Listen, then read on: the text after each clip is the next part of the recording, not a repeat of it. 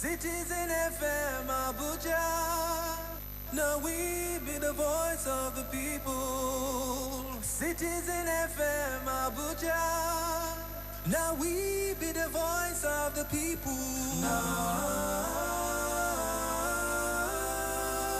Citizen FM, Citizen FM. Make we join our hearts to build a nation of our dream. Citizen FM, Citizen FM. Your problem is my problem and my joy is your joy. Citizen FM, Citizen FM. Make we join our hearts to build a nation of our dream. Citizen FM, Citizen FM. Yeah. Your problem is my problem and my joy is your joy. We teach girls shave, close your legs, cover yourself. We make them feel as though by being born female, they're already guilty of something. So I think right now we have the chance to be heard, and that's why we're doing it. We're all doing it because we're asking to try and elicit change. No woman should sit down and allow a man to speak about her reproductive rights. But it is about opening spaces for other women and not to be seen as token, and that because I'm a woman, I'm only speaking about women at the table. No, I'm speaking about side of the table that is empty and that women have to be there. So I want us to leave this world better than we found it. And how I choose to affect change is by speaking up, by being the first and by being the dominant. Over 4 billion of the world's population are girls and women, also faced with challenges that affect our world and contributing solutions to them. Let's have conversations and get some answers to them through their eyes and voices. Tune in to Perspectives, where we discuss important issues ranging from climate change, politics, health, the economy, and lifestyle on Citizen FM 93.7 Abuja. Weekdays from midday. Perspectives. Conversations that matter. Citizens Tech Talk with Mena, bringing you news updates on digital technology around us, discussing the latest developments and how technology can enrich you and make your life more exciting. Citizens Tech Talk with Mena. Welcome to our world of technology. Every Wednesday, 11 a.m. to 12. Citizens Tech Talk with Mena. Expanding our global reach through technology.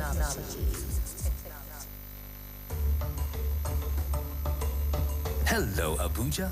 You are listening to 93.7 Citizen FM, the latest radio station based in Nigeria's capital.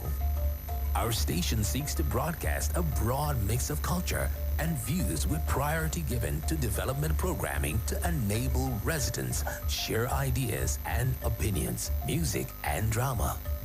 At Citizen FM, we believe in progressive talk and solution-driven conversation. Our aim is to build a united Nigeria by bringing people of diverse culture together through communication.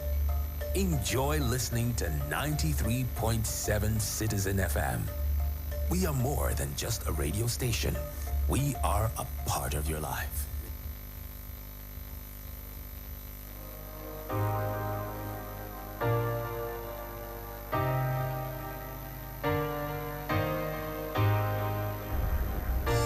This is a tech news on Citizen FM 93.7. This is a tech news roundup on Citizen FM 93.7.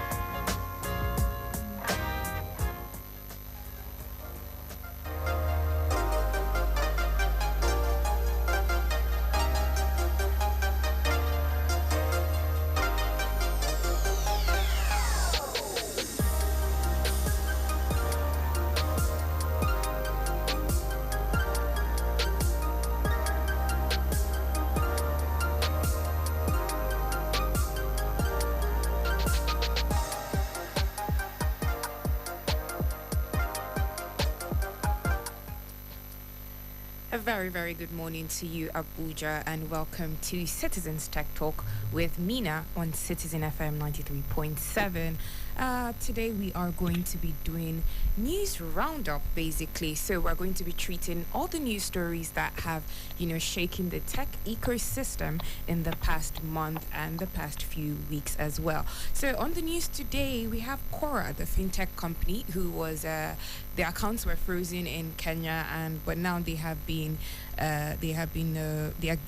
court has basically, what do I put it, exonerated them from the said crime that they were accused of. And also, Kuda has expanded to the United Kingdom. So we're going to see what that means for us Nigerians here and in the United Kingdom. And also, Flutterwave has been in the news for a whole load of stuff. So we're going to take a look at that and see where they are right now. And of course, right of way has been slashed by the federal government. We will be treating that as well. Also, Safaricom in Kenya actually has introduced children's phone numbers. So we would also be taking a look at that and how that positively affects the society and also the kids in the country as well. On the show with me today, I have my commentator and journalist, Chim Gozirim. Good morning, Chim Gozirim. Good morning. Good morning. You're welcome. How are you? How's your morning going so far? I'm fine. Lagos is being Lagos. As usual. Well, that's good. That's good. That's great. That's great to hear. How's the fuel scarcity treating you guys over there?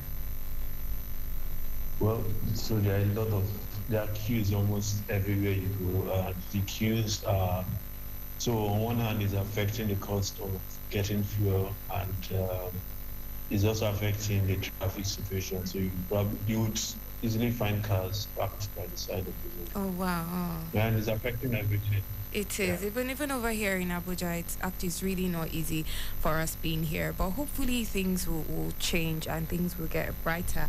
So let's kick off our news story with Quora. In July 2022, a Kenyan High Court froze the accounts of Nigerian fintech companies Quora and Kandon Technologies for allegedly siphoning about $51 million into the country. According to the ruling, both companies were barred from withdrawing or transferring money in the stated accounts for 6 months so that the ARA can complete investigations into the allegations. Chim Kazim, can you give us some insight on that story? Okay, yeah, so earlier in the year, the ARA, that's the Asset Recovery Agency of Kenya, flagged some Nigerian startups and they basically alleged that they were involved in money laundering operations in the country. So the basis for that was supposedly high amounts of money moving around the accounts associated with either the companies or some executives or just anyone affiliated with these companies. So their accounts were frozen and like pending investigation. But over the last few weeks, we've seen some of these companies have their names cleared. So Quora is not the only one. Yeah. I think a few weeks ago, we had other startups come out and they basically said the allegations were the ARA basically dropped the allegations or dropped any charges. They've been cleared of any wrongdoing. Yeah. Okay, still, according to Quora, they said that the funds were part of the requirements by the Central Bank of Kenya when you want to obtain a payment for service provider and remittance operator license. And apparently that's how it works. You deposit the money, it has to stay there for about 6 months, and you can't use it for anything, but you will be able to get your operator's license. And according to Quora, this was what was going on. So why do you think the story is also on the same page as the fact that there are money laundering allegations as well? Because they explained that the frozen funds in questions were part of requirements to obtain a payment license. Yeah, so the response Quora gave was that the money was supposed to be used. It was money that they had put in to get a license. Yeah. So why was it flagged as money laundering? Honestly, we can't so you can't really have a definite answer for that. Some people think that so this was like political season. This was political season in Kenya. They recently completed their national elections. Yeah. So the the idea was that this was kind of a witch hunt for companies that were not Kenya. So right now, and especially considering the timing of their acquittal, it looks like that assumption was correct because almost all of them that were involved are having their names cleared. So we really can't say for sure, but that could be one of the reasons why they were flagged. Okay. But what is it with Kenya and Nigerian fintechs, honestly? Because I know Flutterwave has been in the news for a couple of things, but they have their accounts frozen in Kenya, don't they, up until now? Yes. Okay. So I can't really say. I can't really say. I mean, these are like two different regulatory environments, and it's very difficult for you to go from one country to another country to set up a business. So it could be that either the companies involved did not, they probably did not understand the regulatory landscape before moving in, and so it was easy for them to make mistakes. Or it could also be that regulators in this case did not do their job well, or most likely did not do their job well, and that was why they were basically accused of something that they were not really doing. So I think it's just important that companies who want to expand, because a lot of companies or startups these days they are moving abroad, and it's just very important to realize that even if you're going from Nigeria to Ghana, the Ghanaian laws affecting business may not be, in fact, in most cases, are not the same laws that affect Nigerian businesses. Also, because you are not from that country, or because the founders of the company are not from that country, there is some bias. That's the reality. There's some bias against you. And there's also the fact that they could just make it a bit difficult or harder for you compared to other people. So I think the lesson here is for companies who are looking to do business, cross-border business, they would need to be very, very careful and ensure that they have all their bases covered, because allegations like this are very, very, sometimes they can be difficult to shake off. Of course. Really, it can be difficult to shake off, especially because you're coming from Nigeria with a history of fraud. If people see this, they do not care. So now this report debunking the allegations is coming in some cases 2 or 3 months after the allegation has been. Not everybody will see all of this, and they may have this at the back of their mind that, oh, this company was once involved in something like this, but they never saw the rejoinder that said you were innocent. So it's something that could affect a business's reputation. So I think companies should be more careful when they are dealing with regulators, especially those that are not within their country. Of course. Because also, like, not only that the laws are different, the way they're also being implemented are different as well. So I mean, we cannot carry our lax and nonchalant attitude from here to other countries, and feel that maybe the same would work or would get away with jumping some hoops and stuff like that, because some of this should also come from our own personal attitude as Nigerians and how we pay attention to details and how we solve our problems here as well, because it's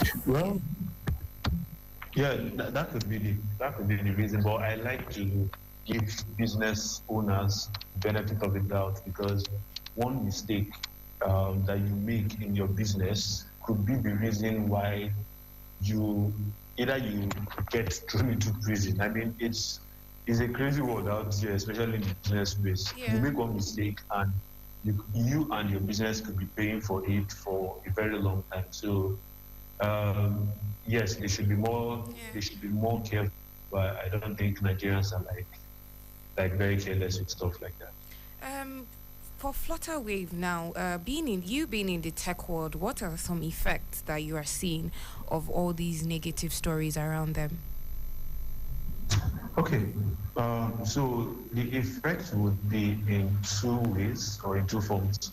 So there's the effect on the perception of the public, and there's the effect on businesses. So to the best of my knowledge, I do not know that Flutterwave's business has been affected by the allegations. So things like this could come up in the future, but so far I can't say that. Yeah, it's too early to tell. Yeah. And also considering that, so other companies that we are accused of the same thing in the same country are being acquitted, it could, I mean, so yeah, I could always argue, or Flutterwave, for example, could argue that, oh, see these guys, they are accused of the same thing that we are accused of. It's been proven that they were guilty, if that they were not guilty, even though it took some time. So it's just a matter of time before it's proven that we are not guilty. So why do you think Flutterwave is still? Why do you think they're still here? Why do you think their case has not been, updated or looked into, or Honestly, I can't say, but I will assume that the wheels of justice are turning very slowly. So hopefully it gets to Flutterwave's turn, and very, very soon as well. Okay, but for Flutterwave currently it's business as usual for them, but they can't operate in Kenya currently, can they? Oh yes. So the last circular that was sent out by the Central Bank of Kenya was that Flutterwave wasn't licensed to operate in Kenya. Yeah. Oh, okay. Yeah. So it's not yet clear what that means. Can they conduct business through third parties, or does that mean that they can't offer services directly? Is this different from when they said Flutterwave doesn't have the license for cross-border payment? Is this statement different from that statement? Not really. So the CBK said they are not licensed to operate in Kenya. Okay. So in that situation, it could mean that, so Flutterwave is a payments processing company primarily. Yeah. So it could just mean that they can't process payments within Kenya, but they can process payments in the other countries where they have a presence and where they have the license, but not in Kenya. Okay. All right. Okay, thank you for that, Chigozirim. And we have just been, treating news stories from all around the tech ecosystem. We've taken a look at Quora, the fintech company, whose assets were frozen in Kenya as well, but they have been exonerated of any charges. And also Flutterwave has been in the news for various things, but today we are taking a look at the fact that their accounts as well are frozen in Kenya, and there hasn't been much update to Flutterwave's situation in Kenya on this. Let's take a quick break, and when we come back, we'll be looking at the right-of-way funds that have been slashed by the federal government. Ekiti State before now did slash their own right-of-way. So let's take a quick break. Don't go anywhere. We will be back.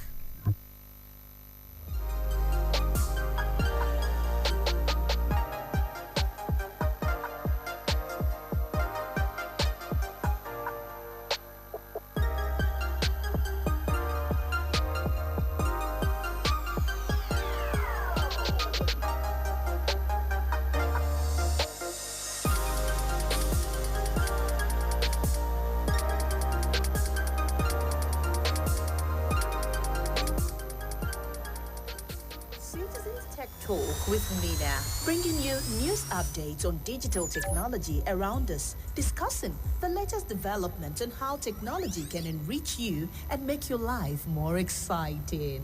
Citizens Tech Talk with Mena. Welcome to our world of technology. Every Wednesday, 11 a.m. to 12.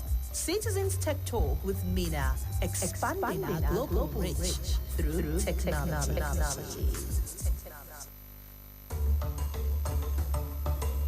Hello, Abuja. You are listening to 93.7 Citizen FM, the latest radio station based in Nigeria's capital. Our station seeks to broadcast a broad mix of culture and views with priority given to development programming to enable residents share ideas and opinions, music and drama. At Citizen FM, we believe in progressive talk and solution-driven conversation. Our aim is to build a united Nigeria by bringing people of diverse culture together through communication. Enjoy listening to 93.7 Citizen FM. We are more than just a radio station. We are a part of your life.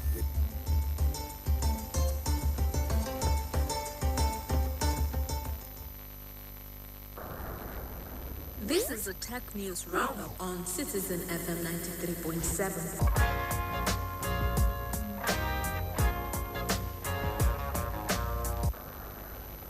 This is a Tech News Roundup on Citizen FM 93.7.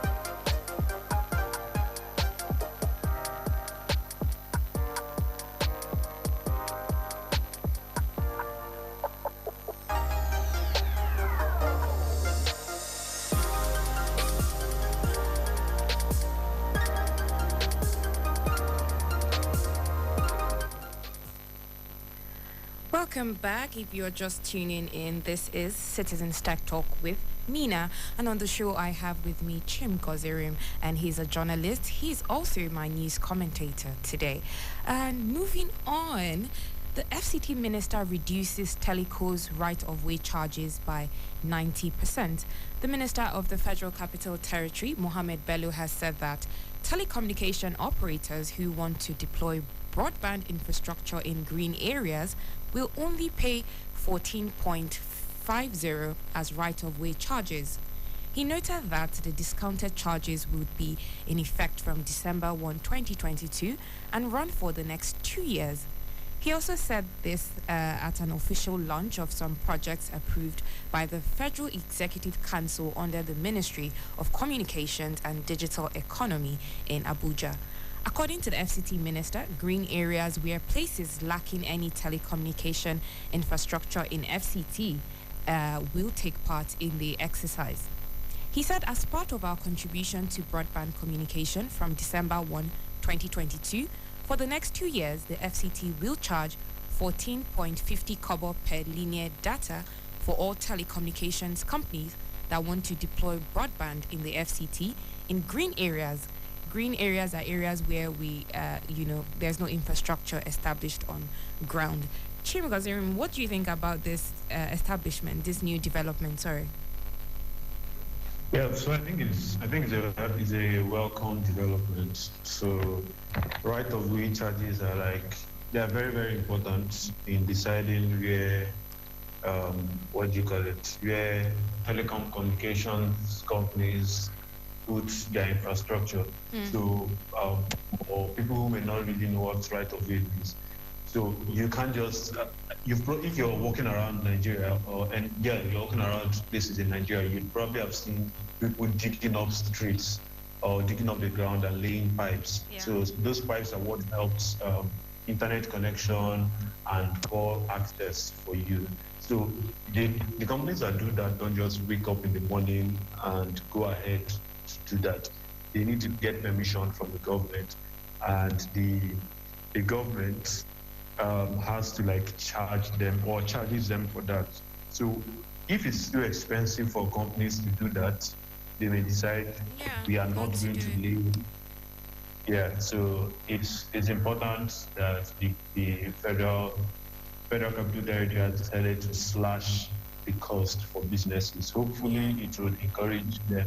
It will encourage other people, or not hopefully, but ideally, it will encourage businesses to just go ahead and do this. 3 years ago, actually, I had this conversation with Nifemi some time ago, because we did talk about a few things under this topic, and she referenced that Ekiti state government, or one of the Yoruba state governments, slashed their own right of way. I think that was the first time I'd ever come across this actual knowing like what the right of way is and the charges and the people that get to do it. So 3 years ago, Ekiti state government has slashed the right of way charges for telecommunications infrastructure from 4,500 to 145 naira per meter. The state governor, Kayode Fayemi, announced this development in a tweet from his official handle. He said it was part of the government's strategy to create an enabling environment for businesses and ensure the ease of doing business and reduce barriers to capital investment and broadband services in the state. So I think this was very good coming from that state governor. And also, 2 years ago, the Nigerian federal government also removed right-of-way charges for telecos to lay fiber optic cables on federal highways around the country. And they also said this is part of the ongoing reforms by the government to boost internet connectivity. But there is an issue. State governments and their charges, basically. Have you heard of this? Yes. Yeah, so the charges are not uniform, they fluctuate, and they vary from on high figures. Yeah. Some can get as high as 6,000 naira. Yeah. So it's an issue that the Nigerian government has had in the last couple of years.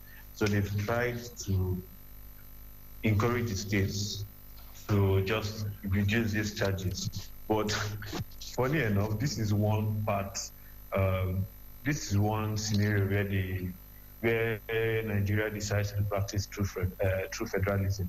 Very, very funny, because the federal government can't just force them to do that. Yeah. There was a meeting, I think, about 3 or 4 years ago, where the federal government called them to a meeting. I was like, see, you guys should adopt these prices so that we can drive broadband penetration. And less than a month after that meeting, we heard that some states were increasing the price from what was agreed, while some states decided, let's slash it further. Yeah. So, like I mentioned earlier, when states slash it further, it means that people can access the internet in places that perhaps they were not able to access in the past. Yeah. It could also mean that internet costs in specific parts of the country becomes cheaper. Of course. So if a state wants to, and especially when we look at the impacts that technology has had on the economy or even across the world, it's great. So for example, even if you're not studying even if you don't want to work in tech, the impact of technology in education, for example, could help you. So imagine a medical student, you would often hear Nigerians say that lectures by Indian lecturers on YouTube is one of the things that has helped them. Yeah. Now, if the cost of data in my school is cheaper, then that means I can easily access the internet at a lower cost. So that's one of the impact of some of these decisions. Yeah, because these states have universities, they have schools there, and they could actually do with this, for educational requirements. So I'm actually wondering why a lot of them are still not slashing and are holding back. What do you think could be the reason for this? Because the federal government doesn't really have a problem on this in this place, because their own charges are very low, 145 or so.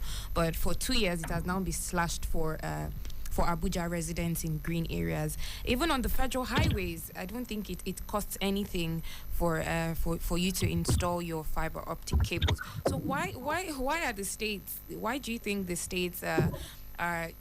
It seems like this is a cash cow or something for them.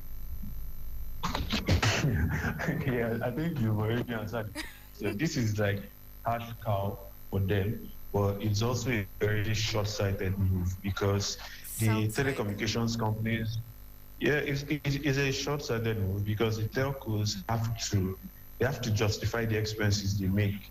So if I spend a lot of money to lay fiber optic cables in a part of the country where people don't really use the internet, I would charge very high in order for me to recover my cost. Yeah. So if you do that, and the people in your state are the victims of this, automatically that locks them out of the benefits of the internet, which could be that they get better.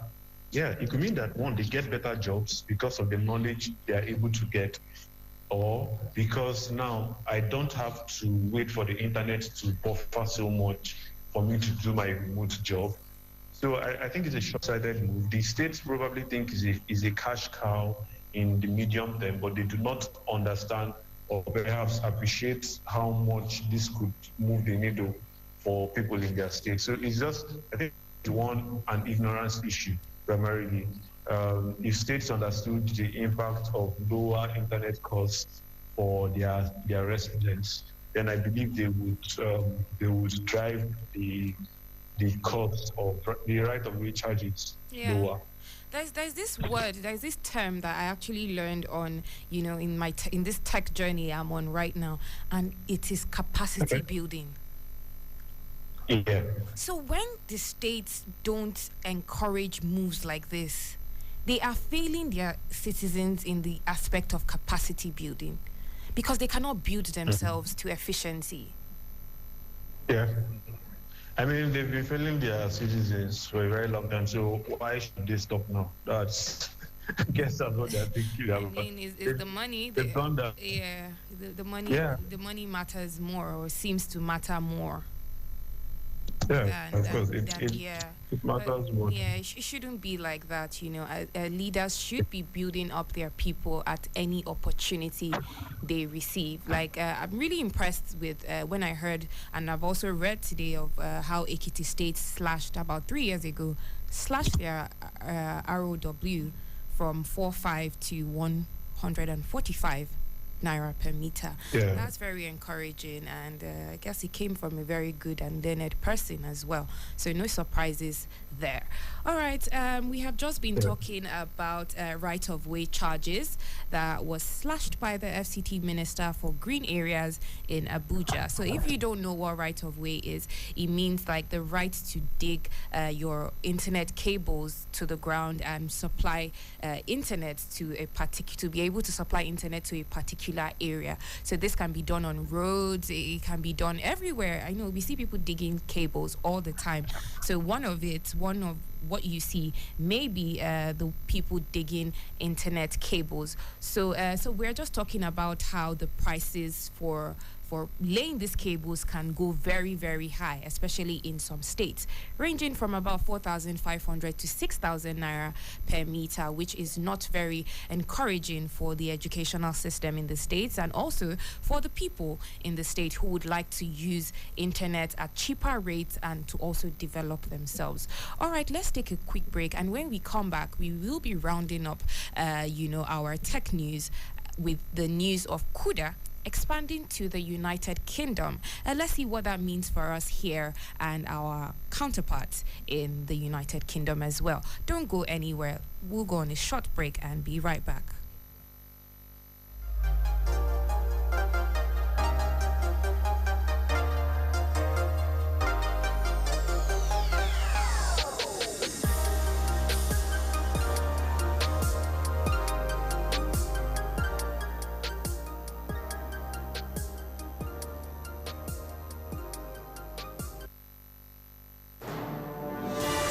is our journey.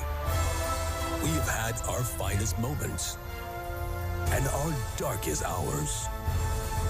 Yet we pull ourselves back from the brink every time. We are a resilient people. We are Nigeria. And when we talk, we share our views on Talk Radio 93.7 Citizen FM. A people united will never be defeated. This is a Tech News Roundup on Citizen FM 93.7.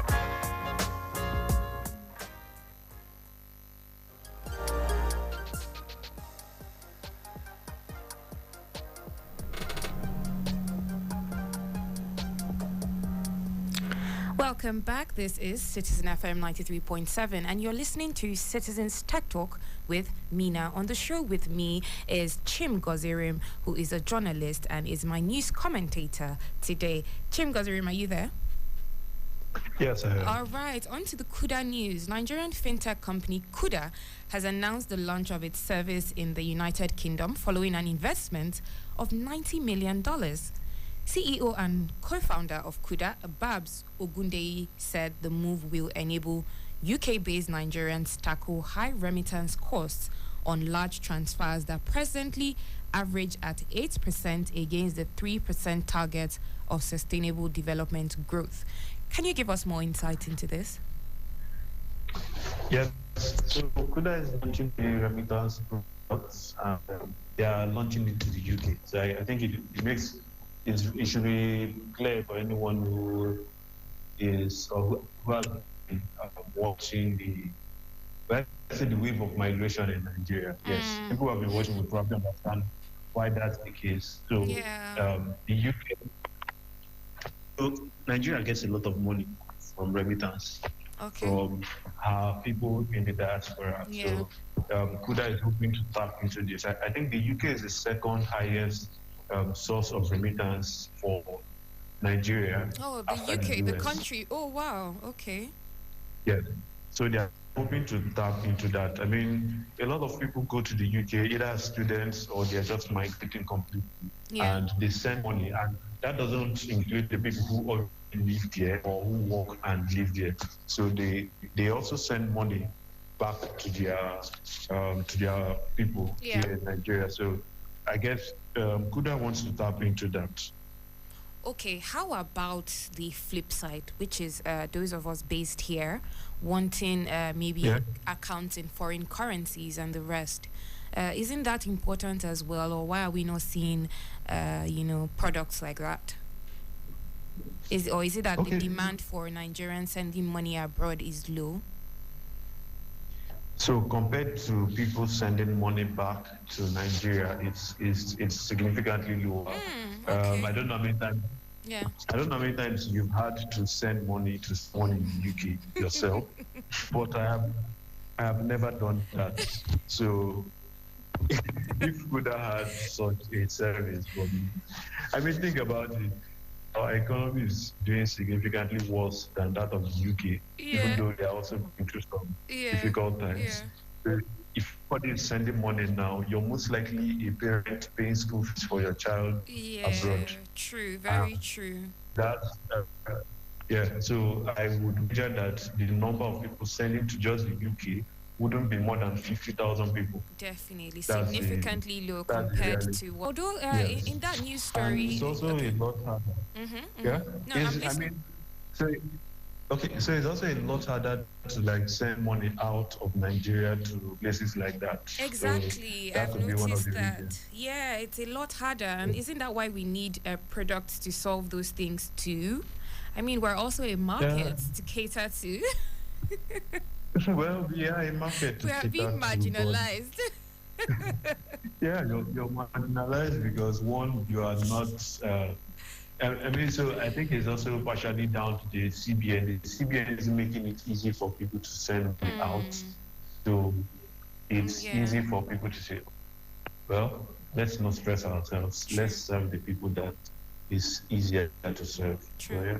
Although, still in that Kuda news story, I did read that Kuda says it's also in process of, having savings. People who want to save in foreign currencies like euro, dollar, and pound, they are also working on such products. But obviously, I don't think it's anything immediate because it sounds like something very ambiguous and something that would take a good amount of time to perfect. I don't know what you think about that.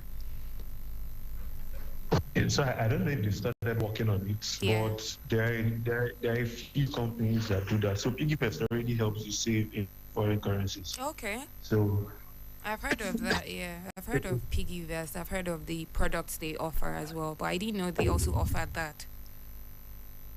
yeah, so PiggyVest does that. They allow you to save in, I think right now it's just dollars. I don't know if they have other currencies, but currently you can save in dollars on PiggyVest. So if Kuda decided to offer that service, it's keeping in line with their plan. Okay. So they're a new bank and they want to be basically a digital bank for Africans.